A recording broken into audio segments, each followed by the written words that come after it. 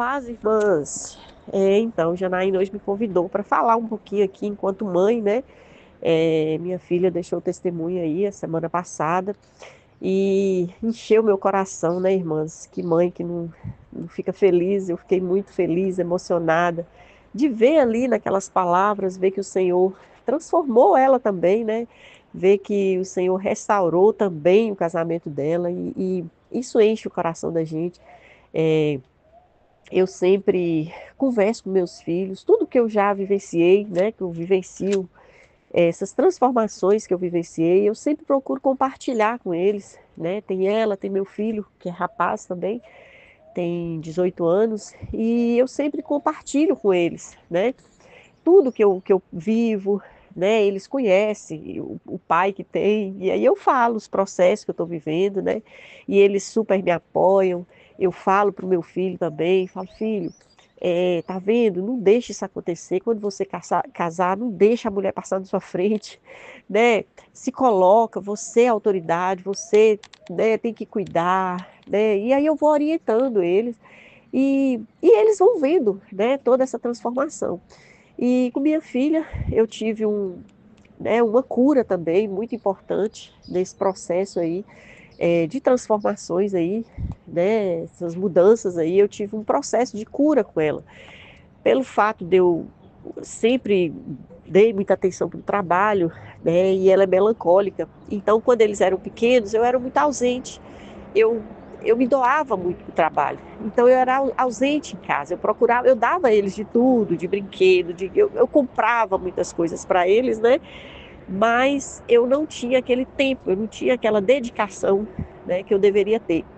E aí ela, por ser melancólica, ela sentiu muito isso. Ela sentia, ela chamava muito minha atenção. O outro é fleumático, então foi mais tranquilo. Para ele tá de boa, né? Ele passou por isso mais tranquilamente, não teve nenhum trauma em relação a isso. E ela não, ela teve isso, ela guardou isso, né? Essa carência, é, sempre muito amada, mas tinha essa carência. Ela sempre procurava chamar minha atenção, ela fazia as coisas para chamar minha atenção, ela queria minha aprovação, e eu não tinha paciência, né? Às vezes eu chamava ela de sonsa, não tinha paciência com o ritmo lerdo dela, né? E isso assim foi ficando, ela foi guardando isso. E só depois de um tempo é que ela foi colocando isso para fora, eu fui entendendo também que eu tinha que aceitar aquele ritmo dela. Ela não andava no meu ritmo e eu precisava aceitar aquele ritmo dela, né? E nós tivemos muitas conversas. Já ela casou muito nova, né? Ela casou com 16 anos. Pediu para casar e endoidou. Não, eu quero casar, marcou o mês, eu quero casar em novembro. E assim, e eu falei, filha, foi na época da pandemia, e eu falava, filha, mas a gente não vai fazer um momento na igreja.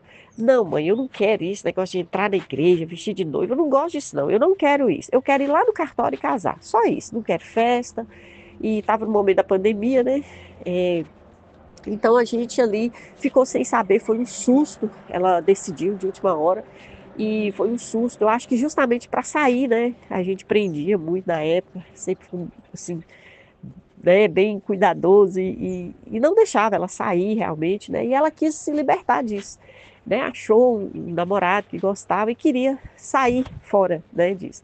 E aí a gente ficou na época sem saber o que fazer, e a gente deixa ou não deixa, pegou todo mundo de surpresa, mas eu e meu esposo decidimos deixar, né? Porque se a gente não deixasse, talvez seria pior e tal. Aí a gente deixou. E ela casou com 16 anos e, e começou ali a vida, né? Aos poucos ela foi vendo que não era realmente aquilo que ela pensava, né? Eles acham que aquela liberdade é tudo, mas esquecem da responsabilidade. E quando começou a vir as responsabilidades, ela começou a ver o peso, né, do casamento. E aí começou, eu vi que ela começou a passar por dificuldades. Às vezes ela não é muito de falar, né? Ficava mais calada. E aos poucos ela começou a se abrir comigo, né? Falar das dificuldades, eu orientava, falava, filha, todo casamento é assim. Se não tiver uma dificuldade numa área, vai ter em outra. Aí eu lembrava, ó, eu tive nessa área, sua avó teve nessa área, mãe também já falou um pouco aí, né, da vida, do testemunho dela. E aí eu tentava falar com ela. Então, cada casamento vai ter uma dificuldade, a gente não pode desistir, a gente tem que lutar, a gente precisa procurar, né, melhorar e tal. E sempre eu ia falando com ela. E aí chegou um tempo que chegou num ponto assim bem, né, que ela estava bem cansada, bem sobrecarregada com aquilo, né. E eu lembro que chegou um tempo que ela falou comigo, falou: "Mãe, por que que você deixou ela casar, né? Por que, mãe, que você deixou eu casar?" E eu falei assim: "Filha, eu sabia que ia chegar um momento difícil, eu sabia que o casamento é difícil, mas naquele momento eu não poderia, a gente achou que estava fazendo o melhor para você, porque talvez se a gente proibisse naquela época, você ia ficar mais chateada, você ia porque naquela época você não tinha a visão que você tem hoje do casamento, você achava que era né, um mar de rosas, igual, né, você pensava que ia sair das nossas garras e tudo.